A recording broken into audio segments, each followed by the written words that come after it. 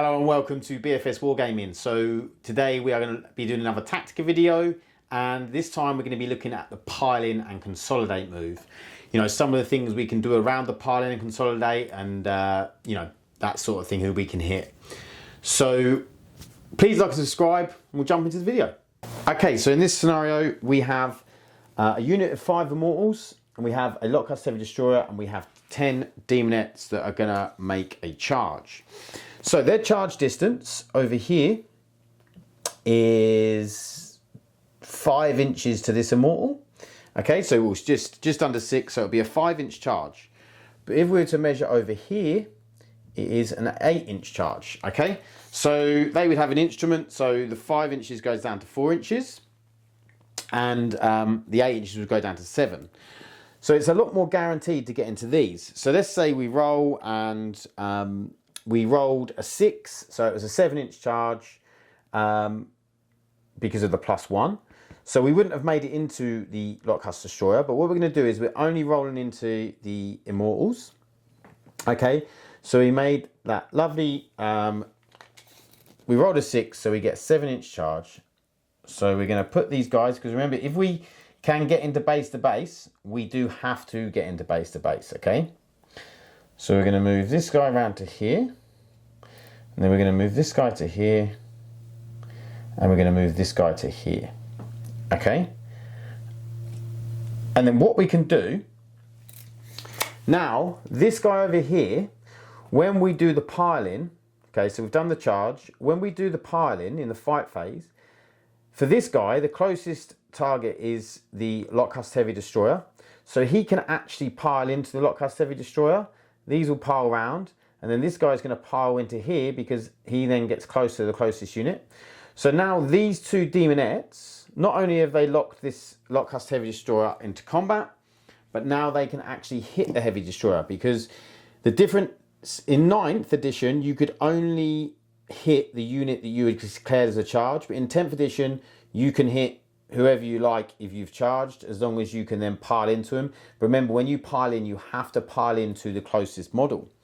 So this is a nice little trick to be able to get other stuff to not increase your charge and still be able to hit this guy. And there is a chance that these two Demonettes could take out this Lockcast Heavy Destroyer. I mean, if he was a normal destroyer, like probably even more so, because it's only 3 wounds to get through.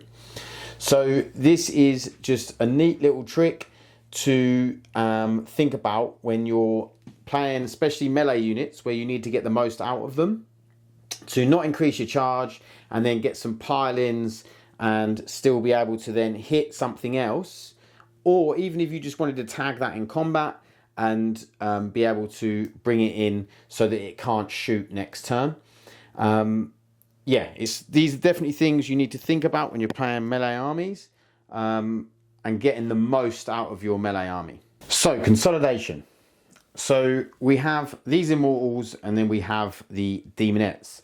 So the Demonettes, they only roll a double 1 with the charge, so they're just having to move in here. They have to get into base to base with these Immortals, because that's who they charged, if they can. So they have charged like this. Okay, so they now pile in. These ones are in base to base. These can maybe move around like this. This guy's still out of an inch. They then kill all of the Immortals in the combat phase. So the Immortals are now dead. Now, maybe what this demon player really wants to do is consolidate onto this objective, because they're within 3 inches of it, and that will maybe score them some points or deny their opponent some points. But because there is an enemy unit within 3 inches of them, they have to consolidate. If they're going to consolidate, they have to consolidate into that enemy unit. And the other thing is they have to end their move. Every model has to end its move closer to this enemy unit. Now, maybe there's a way that, for instance, this guy can consolidate 3 inches to here, just getting onto this objective, and maybe now, if we measure, he would then be closer to this model, even though he's consolidated. So these guys and you'd have to sort of remain in coherency as you're doing so. Okay, so that's how the units end up moving.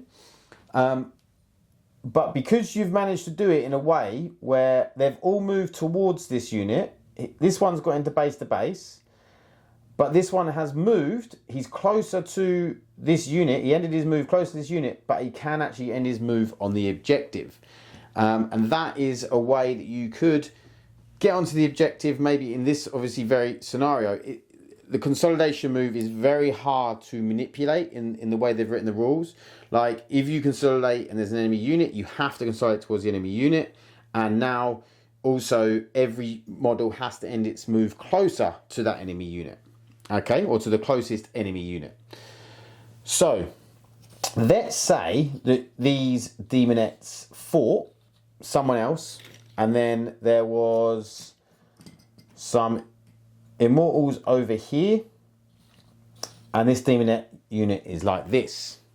Now, to consolidate, they have to consolidate towards the closest enemy unit. Okay, so this guy has to go into here because this is the closest enemy model. But these are also within range of a consolidation, and these have to go towards the closest enemy unit. So they would have to consolidate this way, as long as you can maintain coherency, which we definitely can do in this scenario.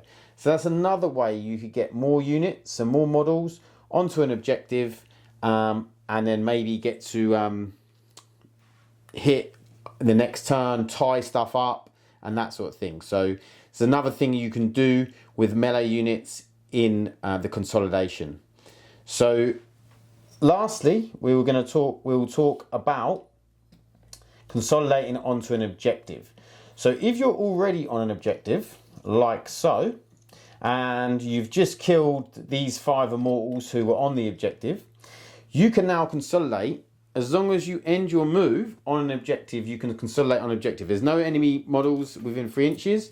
So what you could actually do is spread your unit out to stop stuff like 3-inch deep strikes, stop other units just moving on here and taking away your objective control. You'd have to do it a little bit better than this because you need to maintain coherency, but you know what I'm saying. So you could consolidate, even though you're already on the objective, you can consolidate because you're still ending on the objective. You could even consolidate off of this objective as long as at least some of your models, or at least one of your models, remained on that objective because you're ending your move on the objective. So that's something to think about when you're, maybe you want to get a bit of extra movement up the board.